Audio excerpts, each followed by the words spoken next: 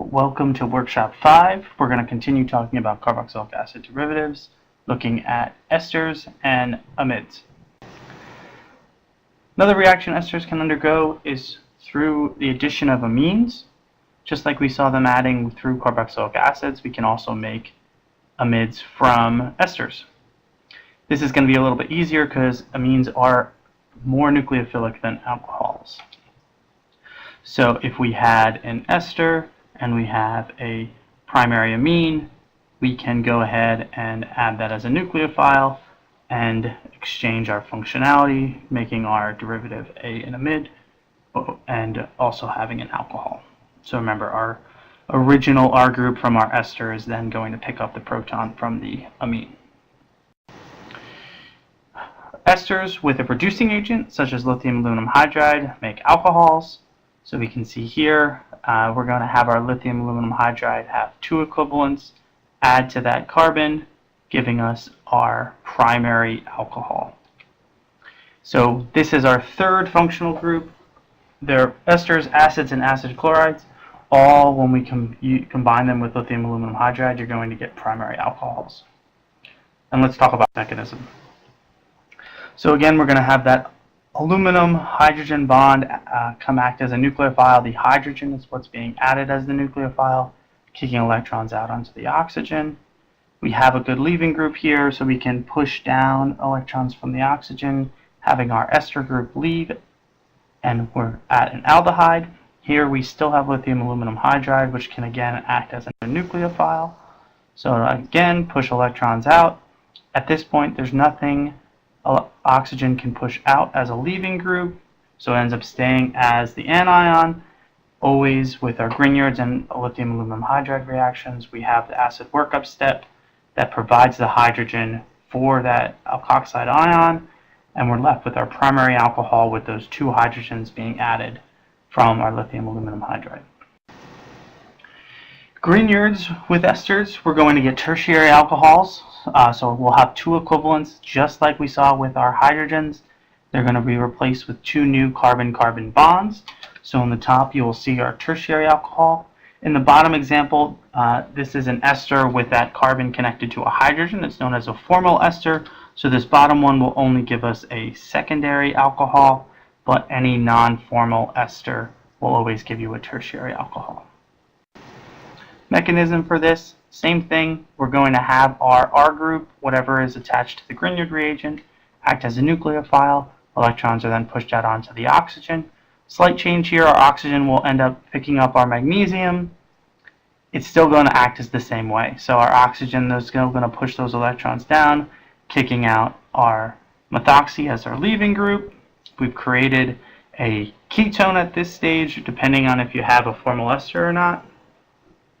Doesn't matter, any carbonyl is still going to be reactive with a Grignard reagent, so the R group is going to come in again at a second time, and then our last step with the previous mechanism is our acid workup that provides the hydrogen for our eventual secondary or tertiary alcohol. Ester with diol, remember diol is a heavily branched aluminum hydride, so it ends up only adding one time, so one hydrogen will add as a nucleophile, giving us our aldehyde instead of our ester. As always, know that your second step is still going to be acid workup with these reactions. The last thing esters can also do is act as a strong base. With creating an alkylation, if you use any type of bulky strong base such as LDA, it's going to pull off that alpha proton.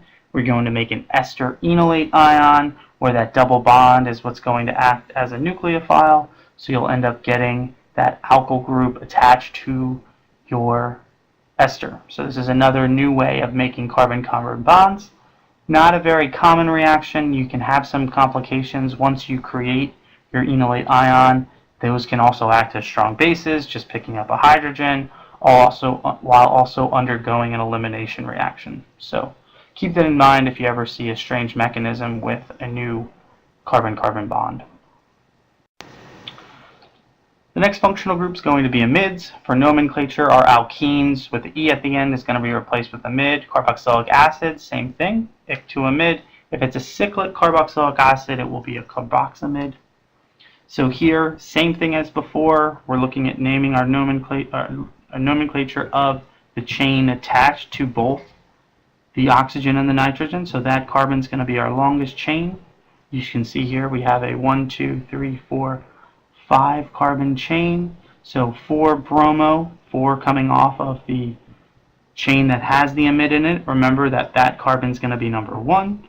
As far as groups coming off the nitrogen, you're going to name those in alphabetical order. With no number attached, you can put an N there, N-ethyl and methyl based on the alphabetical order tiebreaker. Reactions with amides. Amides usually need really harsh conditions. Remember, they're the most stable carboxylic acid derivative. But when we use acid base or acid bases and heat, then you're going to generate a carboxylic acid, right? All of our hydrolysis steps always end up working back to our carboxylic acids, right? So we'll go through the mechanisms for both of these. These are going to end up giving you a carboxylic acid either way. We'll start with the acid mechanism. First step with all of our acid mechanism with the derivatives, we're going to protonate our oxygen. At this point, we can have our nucleophile come in, which will be water. Water will come in, a base. You could easily do a proton transfer with the nitrogen coming in and taking that proton if you wanted, but you're never wrong if you use your solvent. So that water will come in, deprotonate it. Now we have a diol with an amine coming off. Remember, our functional group that we're going to make at the end of this is a carboxylic acid. So from here, you should be saying, how can I kick off that amine group? There's already acid going to be around, so it's going to be easy to protonate our NH2 group. At this point, we've now made a good leaving group, so the electrons from the oxygen can push down. Remember, this is the oxygen from our original carbonyl. Push down, kick out our leaving group. Since we've made a good base, that would be a better bet to take off the last hydrogen, deprotonate our oxygen, and now we're left with our carboxylic acid. Under basic conditions, things are a little bit more straightforward. We have our base coming in right as a nucleophile, pushing our electrons out. Our oxygen can push them right back in. Since we're in basic conditions, we can kick off our NH2.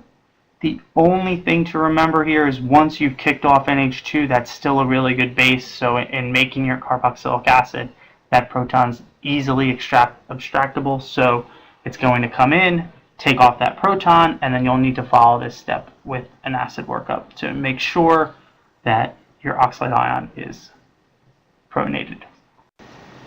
Last two reactions for this video, amides with lithium aluminum hydride or dibol. Very similar processes to what we saw with esters. The only trick here is that amides and lithium aluminum hydride will make amines, so these will act as a way to completely get rid of the carbonyl group. However, for amides with dibol, we always associate dibol with generating aldehydes, so here we do remove the nitrogen functional group. This reaction is the same, so just treat dibol as always generating aldehydes, regardless of the derivative. But remember, for lithium aluminum hydride, it's going to be removing the carbonyl, and your amine will stay with your molecule. That's it.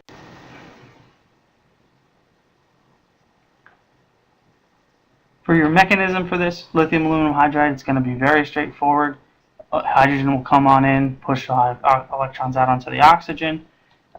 The nitrogen group can drop electrons down, having your oxygen leave as a leaving group. Then your hydrogen can come right back in, protonate your carbon, and then create your, in this case, tertiary amine.